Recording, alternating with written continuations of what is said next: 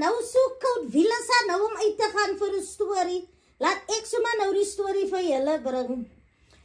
Wat gaan die aan in die wêreld?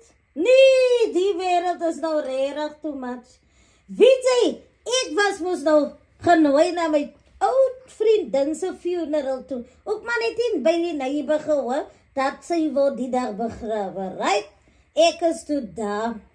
Maar weet jy, ons mense is regtig skandelik. Ek is toe daar by die funeral. My vriend lê net en die chommy het nou lus om uit te pak van hoekom my vriend nou daar lê. Nee man, regtig is nou te erg wat hier aangaan buite. Ken jou plek?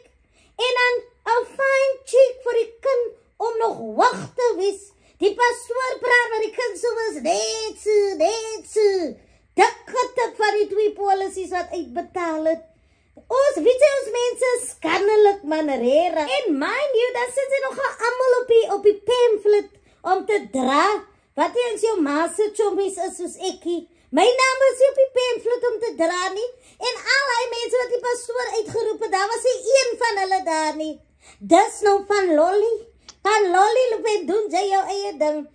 En ek kan nie deel met die landlords wat deesdae die mense beskinne nie. Jy friet dan so lekker elke maand hulle boot gee, maar jy loop en vertel vir Warda by die fisheries. Ja, hulle so mossa van hulle daar woon, as daar nou net cockroaches en everything.